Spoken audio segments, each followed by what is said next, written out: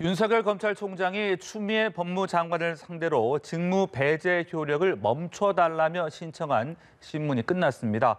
직무 배제로 회복할 수 없는 피해가 발생했는지를 놓고 법정에서 치열한 격론이 오갔는데요. 서울행정법원에 취재기자 나가 있습니다. 윤솔 기자.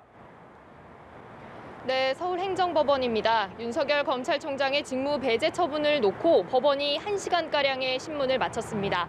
오늘 오전 11시부터 비공개로 진행된 신문은 낮 12시 10분쯤 마무리됐는데요. 윤 총장 측과 추미애 법무부 장관 측은 집행정지 신청의 핵심인 회복할 수 없는 피해 사실을 놓고 첨예하게 맞붙었습니다.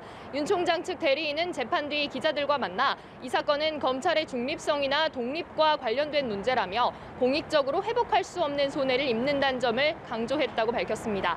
반면 추 장관 측은 개인의 구체적인 손해를 판단해야 한다며 윤 총장 개인에게 회복할 수 없는 손해는 발생하지 않는다 이렇게 밝혔습니다. 추 장관이 직무 배제 사유로 밝힌 6가지 이유 중 하나인 판사 사찰 의혹도 주요 쟁점이었는데요. 윤 총장 측은 공판에 나가기 전 재판부에 관한 사항을 미리 검색하고 알아보는 건 기초적인 준비 사항이란 점을 소명했다고 밝혔습니다.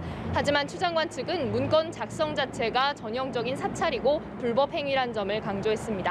양측은 또 이틀 뒤 법무부 징계위원회가 열리는 만큼 법원의 판단이 실익이 있을 것인지를 두고도 다퉜습니다.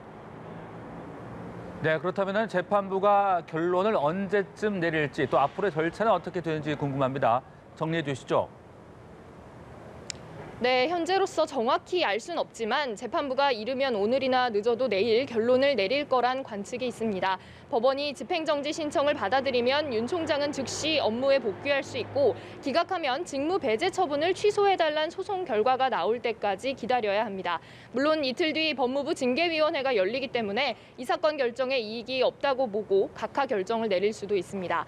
내일과 모레는 각각 감찰위원회와 징계위원회 일정이 예정돼 있는데요. 감찰위원회는 중요 감찰 사건에 관한 의견을 법무부 장관에게 권고할 수 있습니다. 만일 법원이 윤 총장의 업무 복귀를 결정하고 감찰위가 징계 철회를 권고한다면 징계위는 그만큼 부담을 떠안게 됩니다. 하지만 법원에서 윤 총장의 업무 복귀를 결정하더라도 징계위가 면직이나 해임을 의결하고 대통령이 이를 재가하면 윤 총장은 자리에서 물러나야 합니다. 이 경우 윤 총장은 징계 무효 소송을 낼 수 있습니다. 네, 이런 가운데 검사들의 반발은 계속 이어지고 있죠.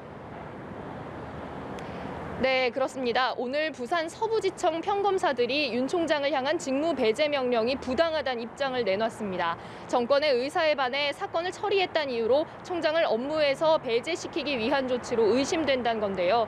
이로써 전국 59개의 지검지청에 속한 모든 평검사들이 추 장관을 향해 명령을 철회해달라는 입장 표명에 동참했습니다. 앞서 오전에는 검찰총장 직무대행인 조남관 대검 차장검사까지 나서 추 장관에게 직무배제 처분을 취소해달라고 촉구했습니다. 추 장관이 이 같은 검찰 내부 분위기를 감안할지는 조금 더 지켜봐야 할 걸로 보입니다. 지금까지 서울행정법원에서 연합뉴스TV 윤솔입니다.